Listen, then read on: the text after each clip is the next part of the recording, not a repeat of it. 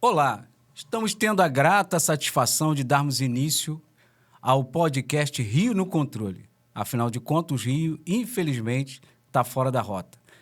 E nessa oportunidade nós estamos tendo a grata satisfação de recebermos aqui um grande amigo, um empresário da área de construção civil, um homem que tem um lastro, uma vivência muito grande em todo o estado do Rio de Janeiro, não só no Rio, mas em todo o território nacional e também fora do território nacional. E eu, o William Emiliano de Souza, vou estar aqui todas as semanas com você, juntamente também com esse ilustre amigo. E nós vamos estar aqui na condição de cidadão comum para falarmos um pouco das questões estruturais do nosso Estado. E para esse início, não poderia ser diferente, nós estamos recebendo o Dr. Jonas Neto, que além de empresário da construção civil de grande sucesso, também é o presidente nacional do movimento Artigo 1. Então, doutor Jonas, seja bem-vindo, tá?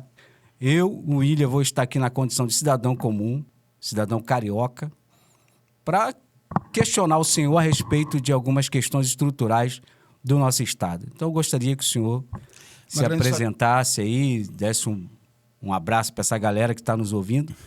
E já segue a gente aí, compartilha, toque no sininho aí, vamos juntos. Perfeito, William. É uma grande satisfação. Agora há pouco, aqui em off, nós estávamos conversando, né, essa nossa caminhada que vem lá de trás. Estamos aqui hoje dando início mais esse desafio, né? Exatamente. É o podcast Rio no Controle. De fato, como você bem falou, o Rio precisa voltar para os trilhos. Então, nosso objetivo com esse podcast será, com certeza, colaborar com a população, com o cidadão do Rio de Janeiro, para que ele possa cada vez mais compreender a importância da sua mobilização dentro desse contexto político para ajudar a salvar esse Estado que está um caos moral, uma crise moral que cada vez mais se aprofunda. Então, nós vamos estar aqui esclarecendo muitas coisas nesse sentido. É uma grande satisfação, né, para mim estar contigo, como um amigo que é de algumas décadas, mas também estar falando direto aí com o cidadão carioca, né, tendo essa oportunidade aqui toda semana. A gente está conversando com o pessoal aqui do estado do Rio, Fluminense, né, e trazendo aí soluções para essas lástimas que o Rio enfrenta diariamente no seu cotidiano aí. Doutor Jonas, eu tive a grata satisfação de saber, já de antemão, que o senhor tem como um propósito para esse ano letivo, esse desejo, esse propósito bem construído de ser candidato a governador do nosso estado. O que te motivou, Jonas, a pular nessa fogueira, a entrar nessa guerra? Olha, é uma é um grande desafio, um enorme desafio, porque sabemos como essa suja política do Rio de Janeiro atua. Eu que nunca fui candidato sequer a ser assim, presidente de associação de moradores ou síndico de prédio, nunca fui candidato a nada. Mas aprendi desde cedo que o homem ele precisa, dentro da lei de Deus, inclusive, não apenas não fazer o mal, mas agir no limite de suas forças. Então, eu entendo que está dentro do limite das minhas forças hoje bater de frente um pouco com esse sistema. Sei o risco que isso me trará, até no meu ramo de atividade empresarial, como empresário do ramo de construção civil. A política é muito ainda carente de caráter, né? E a gente não está aqui se apresentando como um paladino da moralidade, muito pelo contrário. Nós somos cidadãos comuns, sujeitos a falhas, mas muito conscientes das questões que o Rio enfrenta no seu dia a dia. E a gente precisa fazer uma faxina, não é? A gente está vendo aí a mobilização de novo dessas velhas raposas, não vou aqui citar nomes, mas a gente sabe que todas essas raposas, essas velhas raposas do Rio, estão aí doidas para voltar para dentro do galinheiro, né? E, por exemplo, o ex-governador Garotinho tem dado uma contribuição muito grande, inclusive, sendo ele uma dessas velhas, uma contribuição muito grande de esclarecer como é que funciona todo esse processo, né? É lastimável o povo carioca, o povo do Rio de Janeiro, do estado do Rio de Janeiro, ciente de tudo isso, não optar por uma virada, por uma mudança de rumo. E nós nos apresentamos aqui com esse objetivo. Isso seria uma opção, porque em alguns estados, que nós, como presidente nacional do Artigo 1, temos enfrentado essa dificuldade, né? Inclusive correligionários nossos, do próprio artigo 1, que vai se transformar em um partido político, tem nos falado que, olha, nós não temos opções. E às vezes a gente tem que bater de frente. Como o processo do artigo 1 é um processo democrático, temos deixado em alguns estados a critério do próprio presidente estadual lá as suas atividades. E eles colocam como objeção a criar uma via, não ter o nome. Aqui no Rio não será assim. Aqui no Rio nós enfrentaremos esse desafio, já estamos enfrentando esse desafio e nos colocamos. Temos propostas, identificamos já a maioria dos problemas aqui do estado do Rio de Janeiro, que são gravíssimos, e estamos dispostos a enfrentá-los, um a um. Exatamente. Como o senhor falou, a situação do Rio é gravíssima. São questões não só pontuais, mas estruturais. E o senhor, na condição de constitucionalista, envolvido profundamente com a justiça social, com essa preocupação do Estado mais presente, servindo mais e mandando menos, nós temos muitas questões sérias, Jonas, para falar aqui, tá? Certamente. E eu gostaria de abordar um tema que é de suma importância. Nós temos muitas comunidades no estado do Rio de Janeiro e eu gostaria que o senhor falasse, já que é do ramo da construção civil, o que o senhor entende como solução para essas questões habitacionais dentro das nossas comunidades? O que o senhor propõe, o que o senhor pensa em relação às questões de moradia no nosso estado? Olha, William, você começou muito bem, quero parabenizá-lo. É uma questão, um ponto crucial para o estado, porque ele não só impacta na qualidade, né, de vida diretamente com relação à moradia, obviamente uma moradia digna, impacta na qualidade de vida do cidadão. Sim, e é um correto. Direito constitucional, está lá na Constituição, o direito do cidadão à moradia. Né? O Estado passa largo disso. Né? O governo federal tenta, através do programa Minha Casa Minha Vida, ajudar, mas acaba fazendo do programa mais uma barreira. Né? A gente convive com isso como empresário do ramo de construção civil, a gente convive com o cidadão chegando em nosso escritório, todo animado para comprar sua casa, mas as questões burocráticas, as questões que são disfarçadas através desses programas, né? Ele precisa aprofundar muito mais. Ajuda sim, mas até um certo limite. De um certo limite para baixo, eles deixam para transformar em cabresto eleitoral a doação daquelas casas lá do faixa zero ali, talvez. Então, a gente, voltando ao ponto que você tocou, Sim. Realmente as comunidades do Rio, principalmente na cidade do Rio de Janeiro, e não é um privilégio só da cidade do Rio de Janeiro, todo o estado enfrenta essa situação, tem bolsões de misérias e comunidades que foram estabelecidas. Por exemplo, falar de Campos dos Goytacazes, nós temos lá grandes comunidades como a Favela da Baleeira, Tiragosto, enfim, Favela do Sapo. Temos várias, a gente conhece o estado, a gente andou todo esse processo aí. Mas voltando aqui para a cidade do Rio de Janeiro, principalmente, que é um polo turístico internacional, assim, gigantesco. Então, existe solução.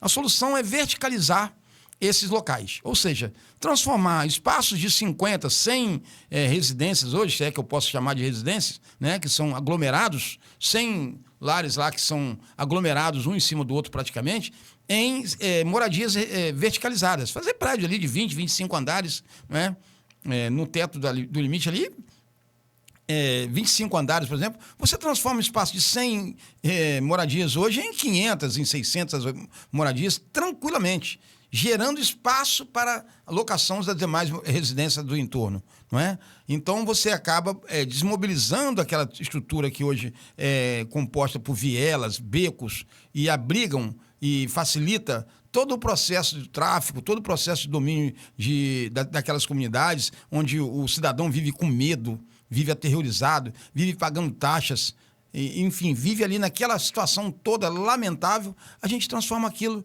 em um espaço totalmente viável para o Estado ocupar, que é um dever do Estado, não é? Então a gente transforma. A gente parabeniza algumas ações pontuais, como, por exemplo, ocorrida aqui no Rio de Janeiro, há pouco tempo atrás, que acabou levando à morte uma centena ali de marginais, né? Que estavam ali, inclusive vitimando 4 policiais que estavam participando daquela operação. A gente até parabeniza aquele tipo, mas quando você vai ver o resultado prático, praticamente zero, porque o Estado se retira, aquela força policial se retira e a situação volta àquilo que hoje a gente poderia dizer que é uma normalidade. A gente quer falar diretamente com você nesse momento.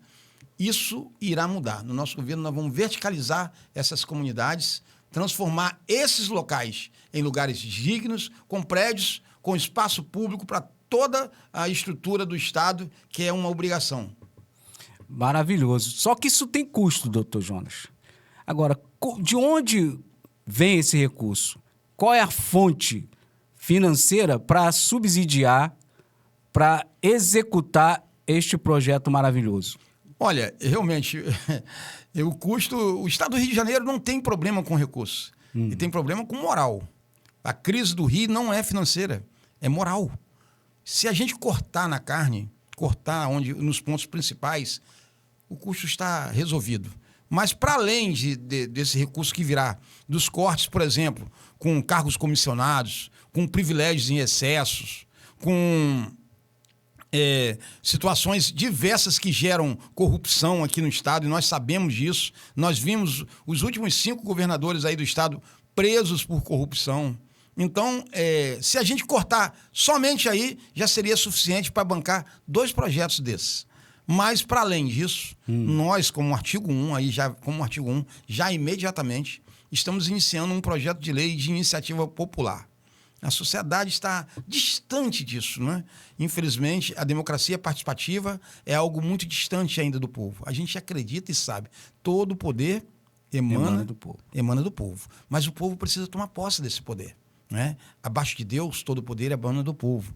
Né? A gente precisa compreender isso. Vamos fazer um exercício. O artigo 1 vai para uma prática agora, para sua homologação, de um exercício contínuo da democracia participativa. A partir daí, aqui no Estado do Rio, respondendo a sua pergunta, Sim, nós vamos estar implementando um projeto de lei de iniciativa popular, que vai estar sendo feito já a partir de semana que vem. A gente tem um objetivo, já de partir de semana que vem, dia 24, vamos inaugurar esse projeto lá em Maricá. Queria mandar aqui um forte abraço à nossa liderança local lá, principalmente ao Eduardo Figueiredo, uma grande liderança de Maricá. Eduardo, um forte abraço aí. Então, nós estaremos aí iniciando essa coleta de assinatura em benefício do projeto de lei de iniciativa popular na direção desse programa, desse projeto que se chamará Favela Vira Bairro. Sim. Nós vamos fazer, isso já tem até nome, né? Então, o projeto de lei de iniciativa popular, ele irá colher assinaturas. A gente tem uma necessidade aí de 26 mil assinaturas para colocar isso para tramitar na Assembleia. Então, nesse projeto de lei de iniciativa popular, a gente vai estabelecer que 2% do orçamento do Estado, né, apenas 2%, do orçamento do Estado. O orçamento do Estado hoje gira em torno de 107 bilhões, William. Você sabia? É muita grana. Muito forte. É muito dinheiro. 107 bilhões por ano. Por ano. Então, se a gente colocar ali 2%, nós teremos 2 bilhões ano. Você imagine a quantidade de residências que nós vamos poder construir todo ano. 20 mil, 30 mil residências. Sem contar outros fundos. Sem contar, como eu falei, uma vez como governador, a gente vai cortar na própria carne para direcionar recursos, principalmente para esse setor. Porque esse setor não é só falar de moradia, é falar de segurança, é falar de educação, é falar de saúde, é falar de cultura, é falar de tudo para essas comunidades que sofrem há anos na mão desses traficantes, na mão desses milicianos. A gente vai enfrentar essa situação de forma inteligente, de forma estrutural. E quando o senhor fala dessa aprovação de 2% do orçamento na gestão da iniciativa popular, o senhor está falando de uma política de Estado e não só uma política de governo. E o que o senhor pretende para garantir a segurança dessas pessoas que vão estar agora de maneira muito mais digna nessa habitação? O senhor pretende ter o Estado presente ali de que forma? Perfeito, William. Então, você vê que a gente estruturando esses bairros, né, transformando essas favelas, virando bairro realmente, bairro estruturado, com espaço público, ruas, ao invés de vielas e becos, espaços de lazer, estruturas que o Estado vai estar operando como estruturas educacionais, estruturas de saúde para atender essa população local, direcionar essa população local. O Estado tem que se fazer presente, obviamente, com todas as outras questões. Você gerando dignidade, você gera compreensão do cidadão, do seu papel também, né, na sociedade. Então, isso, quando o Estado entra Quando o Estado entra, William, o tráfico sai, não tem como. A não ser que o Estado entre de forma corrupta. Como a gente tem relatos reais de muita corrupção com a presença do próprio Estado. Então a gente tem que minar isso tudo, acabar com tudo isso. Mas quando a gente estrutura dessa forma, o tráfico sai, a milícia sai. Basta a gente realizar. Ou seja, com presença e com programa e com projeto. Desta forma, a gente vai realmente transformar essas favelas em bairros decentes, transformar essas localidades que acabam causando até um mau aspecto aqui para o nosso estado, não é? Em pontos turísticos cada vez mais fortes. Não é? Nós não podemos vender turisticamente uma ideia de que o Rio é uma grande favela. Nós precisamos vender essa ideia de que o Rio, o nosso maravilhoso estado do Rio de Janeiro, um dos estados mais visitados pelo mundo, seja de fato algo a ser bem visto lá fora. Eu sei que muitos turistas vêm aqui, inclusive nós temos o turismo aí de favelas, né? Mas olha bem que imagem eles levam daqui. Olha bem que imagem é vendida lá fora, né? De miséria. O estado do Rio é um estado miserável? Muito pelo contrário. Pode ser alguma. Muito pelo contrário. Nós temos aqui uma das maiores indústrias de petróleo do estado do Rio de Janeiro, né? A parte do petrolífica aqui no Rio de Janeiro traz recursos de grande vulta, né? Nós temos a parte do porto aqui, que também movimenta muito, é muito importante para a economia. E o próprio turismo, que é uma das maiores indústrias do mundo, é fortíssimo aqui no estado do Rio. Esse final de ano eu tive o privilégio, mais uma vez, de passar ali a virada do ano em Copacabana. E lá eu fui com o meu filho, que ele fala bem melhor que eu inglês, e nós estivemos conversando com pessoas de 14 nacionalidades. Veja bem.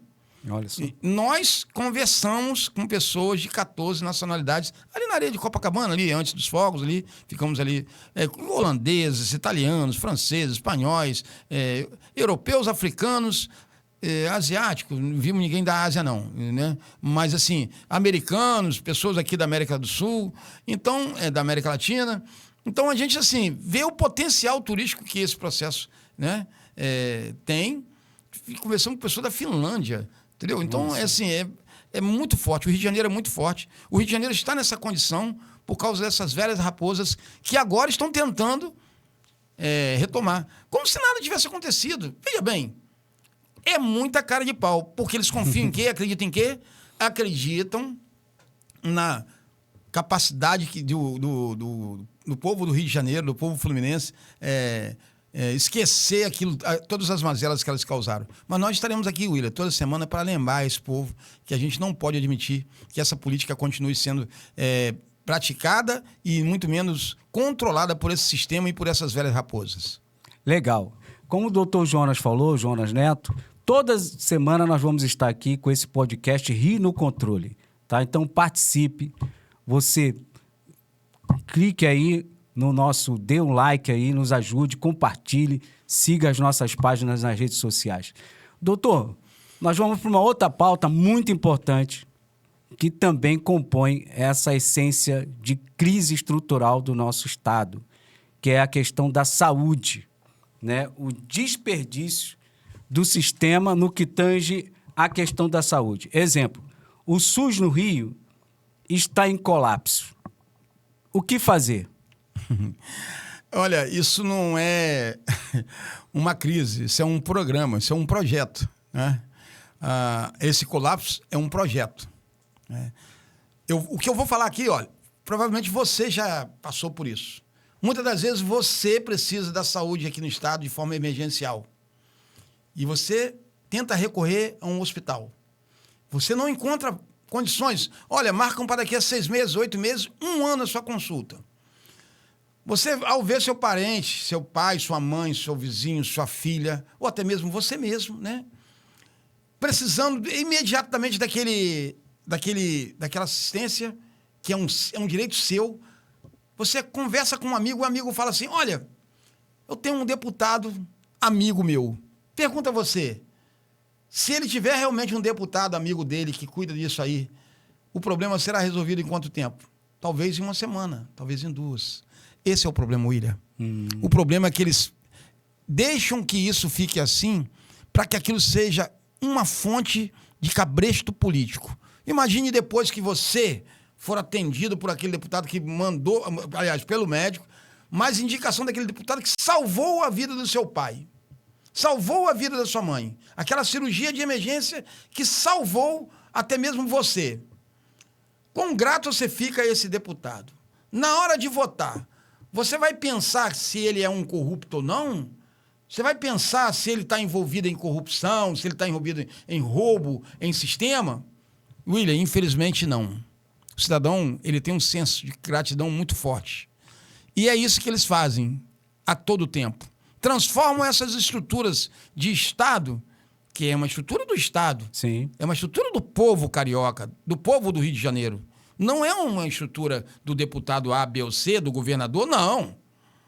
Mas eles transformam isso como em currais eleitorais. Colocam assessores ganhando dinheiro público para cuidar exclusivamente desse fura-fila. Isso é uma realidade no estado do Rio.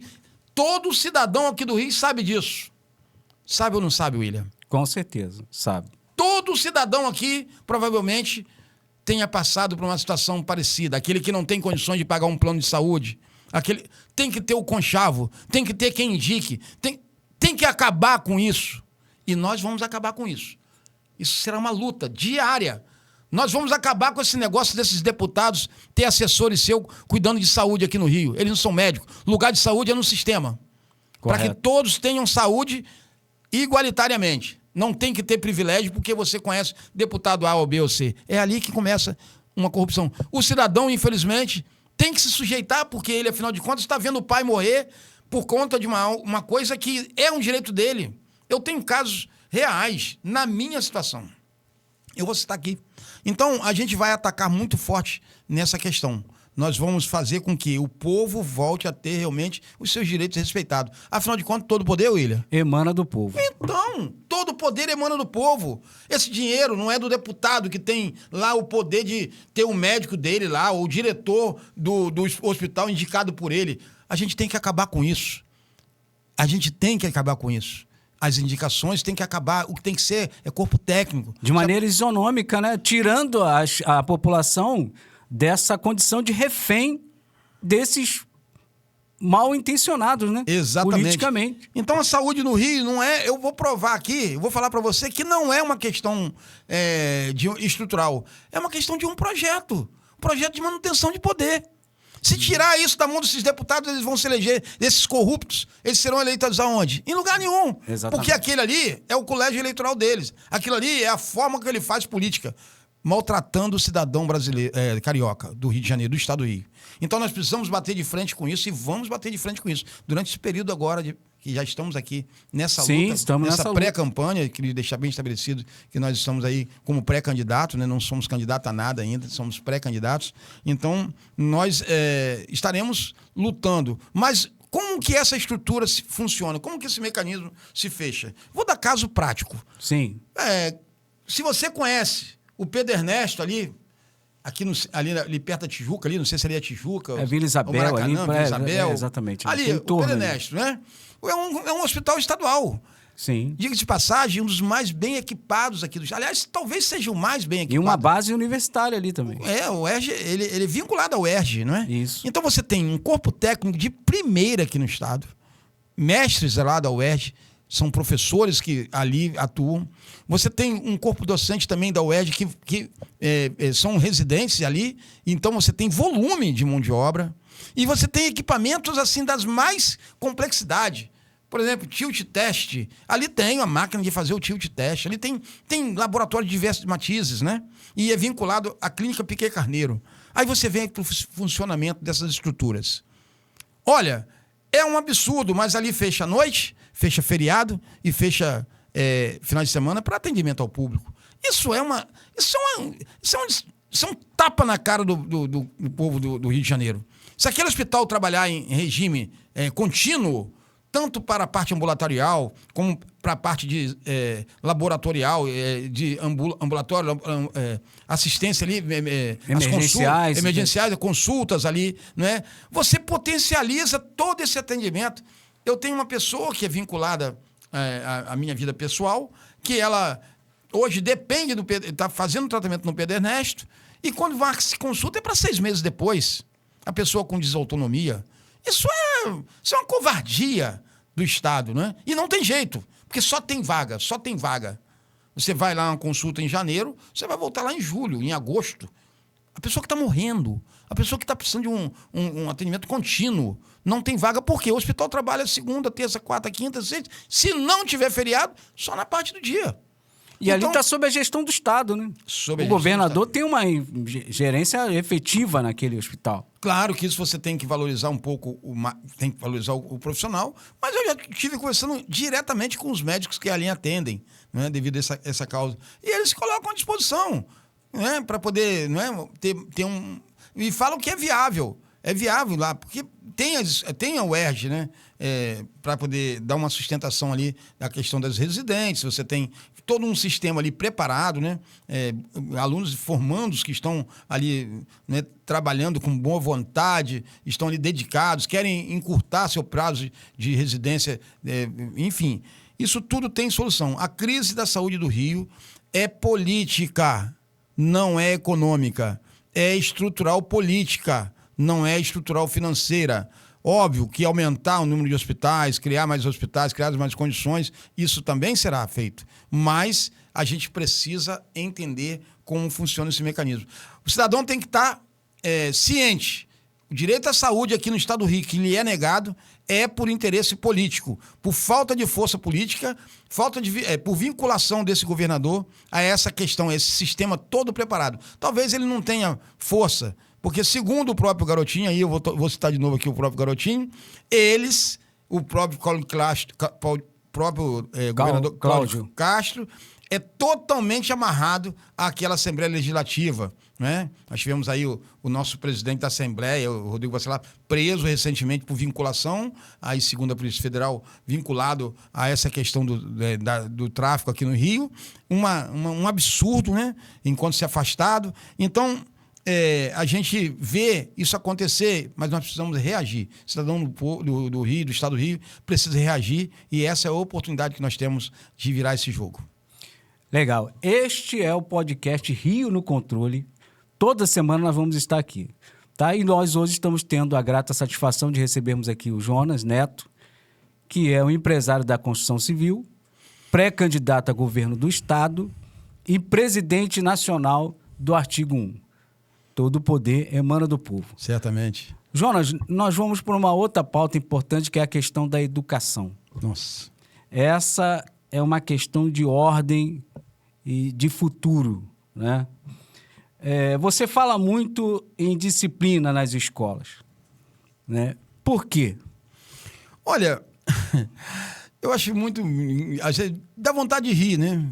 Seria cômico, né? É até cômico essa situação. É drástico, é lamentável, mas também cômico. Então, William, o cidadão aqui do Rio, por exemplo, as escolas cívico-militares, elas serão, assim, um ponto de mudança, de conversão da educação do Rio de Janeiro. Com certeza trará resultados maravilhosos. O cidadão, por exemplo, um policial militar, por exemplo, que vai para a reserva de uma idade até muitas vezes ali, ele começou cedo a trabalhar, então ali... Altamente produtiva, saudável, produtivo, e né, quer ali, aumentar a sua renda mensal ali, o Estado recontratar, né, parte dessa mão de obra para que eles possam fazer a parte disciplinar das escolas. A disciplina tem que estar no eixo da educação. Não se pode entender uma educação da forma que é aqui no Estado do Rio. Hoje, um professor no Estado do Rio, ele tem medo de reprovar um aluno, ele tem receio, porque ele trabalha com base no medo. Uma escola que é próxima ou dentro de uma comunidade, o professor não tem possibilidade alguma de exercer de forma correta a sua missão ali de educar. Porque a missão do professor não é só ensinar o propedêutico, é educar, né? A sala de aula tem que ser um local de disciplina plena. Mas parece que isso é relativizado, inclusive pela parte artística aí. Acham bonito essa questão, ficar passando a mão em cima de cabeça. Temos que ter um choque de gestão nessa direção. Eu tenho certeza que você, que é pai, você que é avô, quer o seu filho bem orientado, quer o seu filho educado, quer o seu filho com disciplina, cumprindo ordem. Esse é o cidadão do nosso futuro. A gente precisa virar esse quadro, mas só será virado com vontade política. E, William, eu posso lhe garantir, não existe vontade política nenhuma nessa direção. Para aqueles que dependem da política, não há interesse. Para aqueles que dependem do poder, não há interesse. Porque quanto mais analfabetos eles tiverem, mais pessoas despreparadas eles tiverem, mais controle e manutenção no poder eles vão ter. Então a gente precisa virar esse quadro.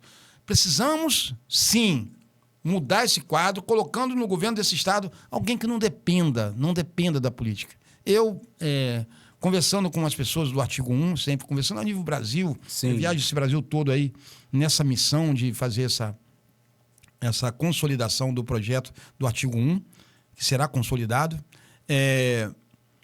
Conversando com essas lideranças, a gente sempre divulga, olha, o político que começa com boa vontade, boa intenção, ele deixa de ter a possibilidade de realizar aquilo que ele quer quando ele vira refém da política. Ou seja, quando ele faz da política a sua estrutura pessoal. É ali que nasce o político que relativiza, é ali que nasce aquele que fala assim, na política é assim mesmo. Não existe isso pra gente, William. Não existe na política ser assim mesmo. Não, não. Na vida de um homem moral, na vida de um homem que quer o bem, não pode ter relativização. Eu costumo dizer que uma segunda invenção mais forte, talvez, da humanidade foi a roda. Mas ela só funciona se todos os aros estiverem à mesma distância do centro. Então nós temos o centro, que no meu caso, o centro da minha vida é Jesus, e eu quero crer que na sua também. Com certeza. Então nós temos que ter a mesma medida para todos os assuntos. O problema é que quando você relativiza, essas medidas não são equitativas. São alteradas. São alteradas. Aqui eu sou um pouco mais compassivo. Imagina uma roda assim, não vai rodar bem. Então isso serve para a nossa vida, mas principalmente no eixo da política, nós precisamos voltar a estabelecer isso. Moral tem que estar acima de tudo. Não é o esquema político, é a moral. A moral tem que estar acima da política. E ao contrário. Não, na política, até correligionário, às vezes eu tenho que brigar com pessoas, brigar no bom sentido, né? Discutir com pessoas do próprio artigo 1 e falar, não é assim. Vou fazer uma crítica aqui, direta, citar um estado, por exemplo, no estado de Pernambuco, nós temos grandes lideranças. Sim. Mandar um abraço aí pro meu amigo Márcio Guimarães, provavelmente vai estar nos assistindo, o Enio Guimarães, o Nena Cabral, grandes figuras naquele estado que estão lá na liderança do artigo 1, já com mais de 40, 50 municípios lá organizados. E lá houve não por parte do artigo 1, não é? Que não é mas há uma mobilização para que os conservadores lá apoiem a atual governadora chamada Raquel Lira. Ora, a Raquel Lira é palanque do Lula. Ela faz campanha pro Lula. Então vamos fortalecer o palanque do Lula? É isso que a gente quer para a nossa vida? Quando é que nós vamos colocar em prática o projeto de transformação desse país de forma reta? Será que é na manutenção desse governo que a gente está? Claro que não. Aí é só corrupção. Aí é só manutenção desse status quo, manutenção de uma destruição da capacidade intelectiva do cidadão através da dependência do Estado. Nós sabemos que o Estado tem que atuar, tem que ajudar, mas não transformar a sociedade em dependente do Estado para que esse projeto de poder maligno se perpetue. Nós precisamos cortar esse ciclo. Então, a gente não tem essa relativização, a gente vai trabalhar de forma muito dura essa questão da educação, as questões morais do Estado. Legal. E eu gosto muito da visão do artigo 1, principalmente da parte que trata da iniciativa popular. O senhor pretende trazer para esse cenário de discussão a iniciativa popular no que diz respeito ao empresariado do nosso Estado, que podem participar, né? No caso, a iniciativa privada, né? O senhor que é do ramo de construção, porque tem muitos empresários que entendem dessa forma, que podem trabalhar junto com a União, ou com o Estado em si, para melhorar o avanço da educação. Muitas vezes eles têm até a pretensão de ajudar, mas eles não têm esse assente por parte do Estado, que quer monopolizar e deixa de fora, exemplo, muitos profissionais da iniciativa privada que poderiam estar dando uma contribuição para a educação. O senhor pretende trazer esse braço junto? Como que o senhor pretende fazer isso? Sim, a parceria público-privada, a PPP, né, vai ser fundamental. Mas, infelizmente, no Estado, no momento, a corrupção impera, né? Existe um processo aí. Nós sabemos que, a nível nacional, são 50 bilhões, aí, em média, 40, 50 bilhões ano, distribuído através dessas emendas parlamentares. Grande parte desse recurso, a gente sabe que não chega na ponta. Esse é um grande problema. E os empresários que se propõem, né, empresários sérios. William, vou falar para você, como empresário, mais de 20 anos de empresário do ramo de construção civil, nunca coloquei um único meio-fio em prefeitura alguma. Nunca. Não foi por falta de oportunidade. Não foi. Esse campo está aberto. Mas a gente sabe que na hora de receber tem que levar o Pires. A gente sabe que na hora de contratar tem que deixar estabelecido o quanto do prefeito, o quanto do vereador, de quem organizou ali o seu acesso ao processo. Eu sempre me neguei. Não quero nem ver. Nunca na minha história como empresário fiz um único peça de concreto, qualquer coisa, para qualquer prefeitura, qualquer estado. Por conta disso, a gente precisa corrigir esse processo. Os empresários se sujeitam, eles sabem. Não é uma exceção, é a regra. É a regra. A regra básica. Existem exceções? Sim. Mas a regra básica é assim. Cidadão, quando você vê uma grande obra no Rio, pode ter certeza, grande parte do recurso que poderia estar potencializando aquilo ali está destinado à corrupção. Então, um administrador público que coloca o Estado nessa situação, isso é tirar a educação, tirar a saúde, é matar pessoas, matar futuro. Nós precisamos combater esse ponto. Fazer as parcerias, sim, mas de forma reta, de forma sincera, honesta, sem nenhum vínculo com esse lastro. A gente vai cortar esse lastro. Nós vamos ensinar aqui no Rio.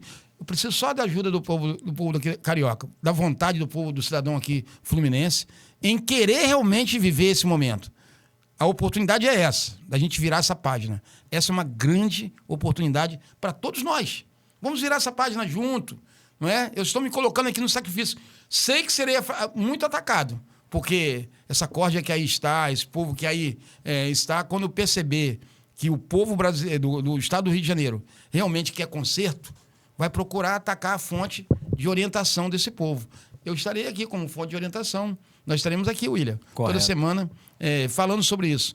Nós seremos firmes e vamos até o final, com a ajuda do povo, com certeza. Porque todo o poder emana do povo. Tá aí, esse é o podcast Rio no Controle. Tá? Toda semana nós vamos estar aqui, eu e o Dr. Jonas aqui, para servir a nossa população. Eu, na condição de cidadão comum, nós vamos avançar nessa pauta, vamos tratar de um assunto muito delicado, que é a questão dessa corrupção, né? E esse estado inchado. O senhor já chegou a pincelar alguma coisa, mas eu gostaria que o senhor aprofundasse um pouco mais. E eu quero convidá-los a compartilhar, né, nas redes sociais esse podcast. Deixe o seu like, siga nossas redes e pode deixar também o seu comentário, né? Deixe o seu comentário, as suas interrogações. Nós vamos estar aqui, doutor Jonas, respondendo essas perguntas. Doutor, gostaria que o senhor aprofundasse um pouco mais na questão da corrupção, tá, do nosso estado, essa corrupção que é endêmica, né, já virou uma doença, uma patologia dentro do nosso estado e provocando esse inchado, né, no nosso estado e impedindo o desenvolvimento sistemático e sustentável do nosso estado. Como que o senhor pensa? O senhor já chegou a colocar alguns pontos importantes, mas de maneira mais específica, eu gostaria que o senhor entrasse em detalhes. Como que o senhor pensa em combater diretamente essa corrupção na condição de governador do nosso estado? Opa, obrigado aí pela oportunidade. É um ponto que mais nos incomoda, né? Nossa caminhada como cidadão comum. Sempre muito incomodado com isso. Porque assim, como um cidadão que paga o imposto, gera emprego, enfim, a gente pensar que aquele dinheiro que a gente poderia estar investindo em crescimento vai para o Estado, para um Estado corrupto, e vai parar grande parte dele na mão do corrupto lá na ponta, isso é realmente desanimador, até para o empresário, não é? Mas existem soluções. A primeira, eu quero dizer assim, que parte desse processo, ele nasce da própria sociedade. O político de hoje, de amanhã, será o cidadão de hoje, não é? E a gente vê, existe, por exemplo, esse dia eu estava conversando com alguém da área de saúde, e ela falando assim, olha, lá no meu hospital, o pessoal leva para casa a luva para fazer o cabelo, ou seja, rouba a própria luva e depois ainda reclama porque não vai fazer o procedimento porque não tem a luva. Isso é um absurdo, não é? Enfim, infelizmente essa corrupção existe, ela é endêmica, já é do próprio, não é apenas do sistema político, e a gente precisa, com a educação, como eu falei, criar uma nova realidade para o futuro do nosso país, começando aqui pelo Estado do Rio. Mas no campo político, o combate será muito firme.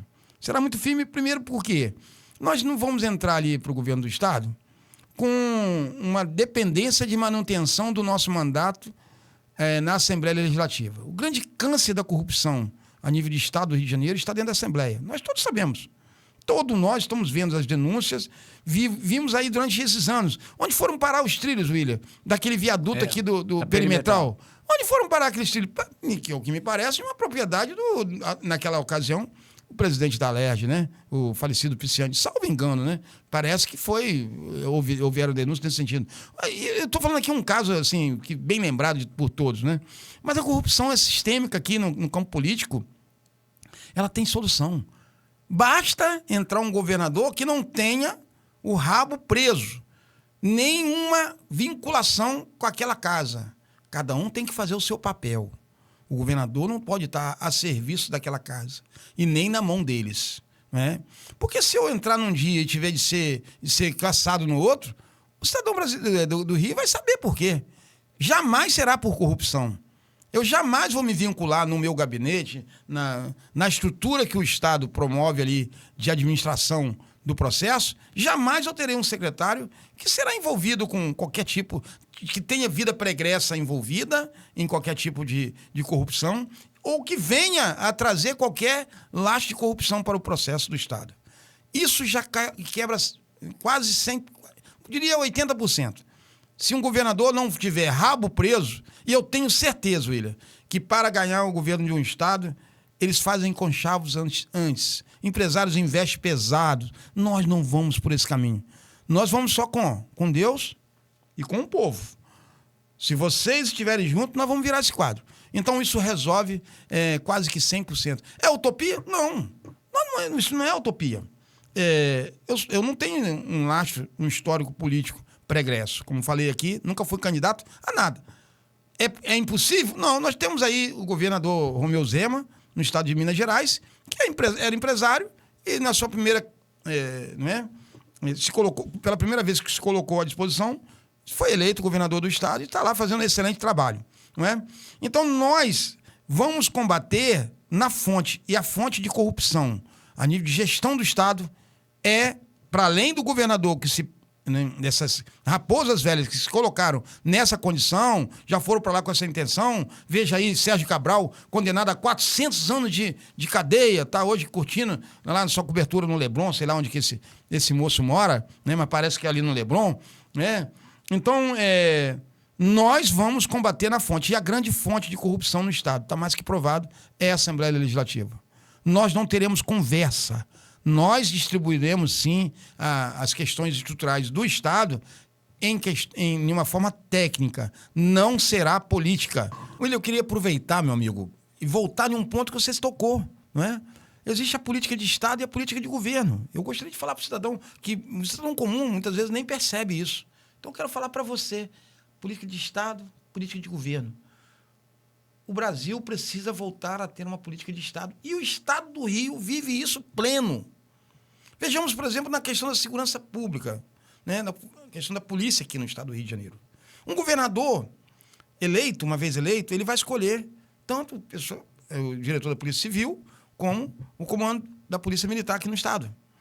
E ele faz o quê? Ele traz um comandante que fica, a partir dali, sujeito à política de governo, né? Eu tive a oportunidade, como presidente do artigo 1, de reunir com 8, 10, 12 coronéis. Eu que, quando militar, fui um cabo velho de marinha, né? Fuzileiro naval, né?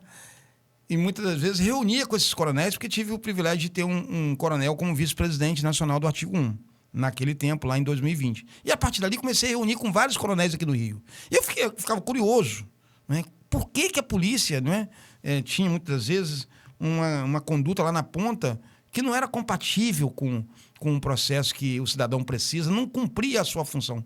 É porque a polícia era cooptada para passar a ser uma polícia de governo. Ou seja, só faz o que o governador manda. Eu acho que o governador está sendo o ápice do controle das ações policiais. Assim estabelece o ordenamento jurídico no país, né? Mas ele não pode intervir ao ponto de fazer aquilo que politicamente é bom para ele. Politicamente bom, tem que ser politicamente bom para o povo do Estado do Rio. Então, como é que pode uma UPP deixar de cumprir sua função dentro de uma localidade, não é? Uma UPP, né? Deixar de cumprir sua função ali de dar apoio, de combater... De pacificar aquela região. Porque o governador está recebendo, como eu soube na época, o governador estava recebendo mensalmente R$500 mil. Isso é um absurdo, não é? Para deixar de fazer uma pressão em tal lugar. Essa é a política que a gente quer. Esses dias eu fui visitar um grande amigo chamado Alberto Fraga. Alô, Alberto Fraga, você conhece? Sim. Alberto, um abraço pro nosso amigão aí. Grande abraço aí. Ele mora em São João. E ele falou, doutor Jonas, vem pra cá, pra minha casa, dormir aqui. Sempre insistindo. E uma vez que eu fui procurar o hotel aqui, não estava em condição... não tinha vaga no hotel aqui na região que eu estava trabalhando, em Seropédica ali. Aí não tinha vaga, eu liguei pro Alberto. Vem pra cá, insistiu. Eu fui lá pra São João. Ele me deu o endereço, eu botei no Waze e fui. Ele falou assim, quando chegar perto aqui, eu vou descer lá para apanhar o senhor. Eu estava no meu carro, era uma caminhonete na época, né? 2 anos atrás, 3 anos atrás, uma caminhonete. E lá fui eu. Nunca tive receio com essas coisas, não é? E quando eu fui subindo, eu fui vendo a coisa ficar um pouco meio estreita. Mas mesmo assim, ele falou que iria descer. E quando eu passei, antes de dobrar na rua dele, a menos de 100 metros, tinha uma UPP. Não sei se chega a ser uma UPP, mas tinha ali alguma coisa da Polícia Militar. Com o carro da polícia, com tudo. Quando eu dobrei na rua dele, a menos de 50 metros, estava sendo construída, quase em frente à casa dele, uma barricada. Então, veja bem, a polícia está a menos de 100 metros, 150 metros de um local onde está sendo construída uma barricada e não faz nada. Eu acho que isso já passou da hora, não é? Então, nós teremos tolerância zero com relação a tudo isso, mas a questão da corrupção, ela afeta todo esse processo.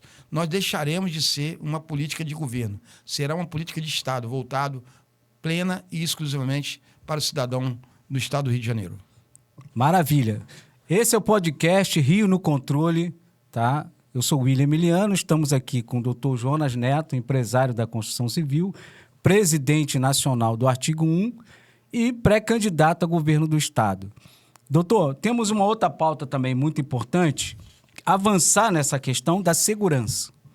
O senhor já startou essa questão e eu gostaria que o senhor avançasse um pouco mais na questão da segurança, tendo em vista que o nosso Estado, infelizmente, está cooptado em várias regiões por um sistema paralelo de controle, inclusive da questão econômica, né, com pagamento de taxa, uma série de outras coisas terríveis que acontecem. Então, eu gostaria que o senhor avançasse um pouco mais nessa questão da segurança pública e dissesse o que fazer para poder, pelo menos, equacionar isso, dando uma segurança maior à população, já que a questão da segurança pública é o cerne da problemática do nosso Estado. Muito bem, William. Tem vinculação direta com a corrupção, tá? Porque, infelizmente, nós ainda temos uma pequena margem da estrutura na área da segurança pública que se coadunam com o processo e se beneficiam, né? Primeiro, remunerar bem os policiais, né? Cada vez melhor. Aparelhá-los, assim, equipá-los com tecnologias de ponta, que tange a possibilidade atual, né? Que avança muito nessa área. Tecnologia, né, de controle, de controle midiático, ali, através de drone, através dessas questões todas. Bons treinamentos, inclusive se for necessário, fora do país, mas nós já temos um quadro aqui de policiais bem formados, né? Nós temos estruturas aqui, tanto na Polícia Militar como na Polícia Civil, bem vantajosas. Então, esse é um ponto que precisa ser reforçado cada vez mais. Mas, no outro ponto, no que tange a questão da segurança em se tratando dessas comunidades, que são pontos ali estratégicos, né? A gente já, com o programa Favela Vira Bairro, ele será um grande fator ali, né? O Estado, William, uma coisa é certa, quando o poder deixa vácuo, não deixa. Se o Estado não ocupa o espaço que ele precisa ocupar, o poder não deixa vácuo. Alguém vai tomar poder ali, não é? Então, essa questão é falta de participação do Estado. Mas por quê? Mas aí a gente tem ONGs, tem isso, tem aquilo. Tudo se sujeitando. A pessoa chega lá. O Estado tem que chegar com a força necessária para estabelecer uma ruptura, não uma convivência. Nós não podemos permitir o Estado conviver com o crime. Nós vimos a cena lamentável há poucos anos atrás, acho que 3 anos atrás, não sei quantos anos atrás, do então ministro da Justiça, Flávio Dino, vindo aqui na Maré. A gente conhece bem aquilo ali. Morei na Ilha do Governador, passava ali, a Favela do João, enfim, ali nós temos aquele complexo ali, que é extremamente dominado, não é? E nós vimos um ministro da Justiça adentrar ali sem segurança, sem nada, né? Adentrou para dentro da favela, entrou para dentro de uma casa, de peito aberto. Isso é possível? Fala a verdade. Fala a verdade você, cidadão. É possível? Claro que não. Se ele foi ali, é porque tinha um acordo prévio para ir. Se ele foi ali, é porque o tráfico estava ciente que ele estaria ali. Senão ele não teria coragem de ir ali, né? Então, é essa relativização, é esse acordo. Nós não vamos fazer acordo com bandido, cara. Fazer acordo com bandido é bandido e pronto. Não vou dizer aqui que ele tem que morrer, não. Ele tem que, a força da lei. Quem opta por ser bandido vai ser bandido, vai brigar com o Estado. O Estado não pode se render a essa situação. O que há é isso, é conversa. Não, está tudo negociado, está tudo conversado. Eles que tentem botar fogo no Estado e sofrerão, como sofreram agora nessa ação aqui do próprio governador atual, sofreram as consequências ali, né, quando tentaram fortemente armados, enfrentar aquela ocupação que estava sendo feita pelo Estado, cumprindo o seu papel. Então, nós seremos duros, muito duros nesse aspecto, né? Nós não teremos negociações com esses grupos que, para mim, já são narcotraficantes. Aí, falando da milícia, nós temos municípios aqui endêmicos que são, muitas vezes, acharcados ainda, até hoje, por milícias, né? A saber, Seropédica, por exemplo. Eu tenho empreendimento lá e sei como é que funciona, né? A gente, de vez em quando, recebe visita em nosso escritório de um camaradinho assim, ó, frágilzinho, falando assim, ó, segurança. Nenhum real. O Estado tem que ser forte o bastante para coibir isso de forma bem objetiva, né? Falta vontade política. Falta quebrar esse elo que ainda, infelizmente, existe entre o setor de segurança e esses cidadãos que ousam a enfrentar o Estado de Direito, enfrentar e causar esse caos na segurança no Estado do Rio de Janeiro. Quebrar esse elo de forma inteligente, mas de forma dura, de forma rígida, não é? Nós temos que lutar, nós vamos lutar com os nossos deputados federais que serão eleitos aqui no Rio, certamente. Nós temos um número considerável de deputados federais. Independente de sua ideologia, nós temos que conversar com eles, nós vamos chamá-los à conversa e vamos falar para a sociedade, olha, esses deputados aqui não querem o bem do Rio, porque a gente precisa enrijecer as leis. Precisamos de leis duras, sim. As que estão aí, elas, muitas das vezes, principalmente no que tange à execução penal. Você vê um governo federal, no campo da execução penal, um jovem hoje é pego ali num pequeno delito na rua, ele é preso, apreendido, um jovem aí de 19, 20 anos, é levado para audiência de custódia e lá a única coisa que a juíza ou o juiz quer saber é se ele levou algum empurrão do policial para poder processar o policial. Nós precisamos acabar com isso. Eu sou a favor da audiência de custódia? Sou, mas ela tem que ter objetivo claro. Não só proteger o cidadão que... Quer dizer, os direitos humanos tem que proteger uma pessoa que é humana, mas não uma pessoa que chega num trânsito, aponta uma arma para a cabeça de um cidadão que está com a sua família, colocando em risco tudo aquilo. Vai me dizer que os direitos humanos agora vai dizer que essa pessoa é humana? Não é humana, ela perdeu a noção do que é ser humano. Né? Um ser humano precisa ser respeitado, mas um indivíduo como esse precisa ser tratado com a força da lei. E no nosso governo, assim será. Maravilha. Doutor Jonas, nós estamos caminhando para o final. Tá? Queremos, de todo o coração, agradecer o senhor. Né? E queremos agradecer também a audiência aí, que está maravilhosa. Quero parabenizar todos vocês que estão compartilhando, estão mandando as mensagens. Continue seguindo, dando seu like aí. Esse podcast é o Rio no Controle. Tá? Toda semana nós vamos estar aqui, né? Eu, Dr. Jonas, para poder melhor servir a população carioca. Doutor, gostaria que o senhor deixasse as suas considerações finais, a sua mensagem final, já na condição também de pré-candidato a governo do Estado. Queremos lhe ouvir. Bom, primeiramente, agradecer a Deus, né? Agradecer a todos que colaboraram, né? Para que a gente pudesse estar aqui hoje, né? E dizer a satisfação. A gente chegou a se emocionar aqui em off por essa oportunidade que estamos tendo, que se inicia aqui, mas nós iremos muito longe. Dizer que a gente, como pré-candidato ao governo do Estado, a única intenção nossa é nos colocar realmente a serviço, não é? Isso não, eu não sou político, nunca fui político, candidato a nada. Nunca pensei lá atrás, mas a coisa, ela realmente ela tomou um rumo aqui no nosso estado, que cidadãos de bem, eles têm que se colocar à disposição, né? Como eu falei anteriormente, para agradar a Deus e garantir nossa posição futura, não bastará o homem não fazer o mal, mas cumpre-lhe fazer o bem no limite de suas forças. E aí eu venho a parte que me cabe, porque ele responderá por todo o mal que advenha do fato de não fazê-lo. Então, se eu tenho condições hoje, graças a Deus, pela misericórdia de Deus, de me sacrificar um pouco para o bem comum, aqui estou. É para isso, não é?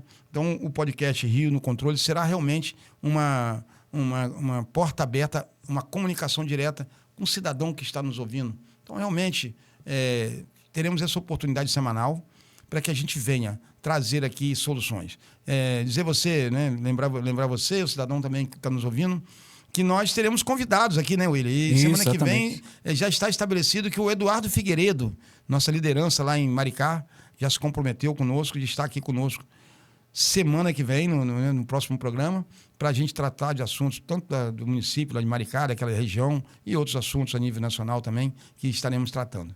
Forte abraço a você, obrigado, Papai do Céu, que abençoe você, a todos vocês que estão nos ouvindo, que eles possam compartilhar também. Segue aí nas redes sociais. Exatamente, eu gostaria justamente de lembrar isso, seguir aí o Dr. Jonas nas redes sociais, as redes sociais também do Artigo 1, né? Certamente. Do movimento Artigo 1, venha fazer parte desse grande movimento. E nós, inclusive, já vamos ter as atividades, né? Sim, semana que vem já teremos a Tribuna do Povo, né? E vai nascer com o projeto de lei de iniciativa popular, em função aí desse projeto que vai na direção do projeto Favela Vira Bairro. Porque, independente de sermos governadores, nós vamos aprovar essa lei. Essa lei já será aprovada ainda esse ano. Né? Depende do povo carioca, do Rio de Janeiro, do Estado, para nos abraçar aí quando estivermos chegando com a Tribuna do Povo. Será uma tenda em praça pública. Nós vamos fazer essa tenda itinerante. Cada dia ela estará num município aqui no Estado, para levar essa boa nova, para colher as assinaturas para o projeto de lei de iniciativa popular. Afinal de contas, todo poder Emana do povo. queria lembrar isso aí. Podcast Rio no Controle. Que Deus abençoe. Até a próxima.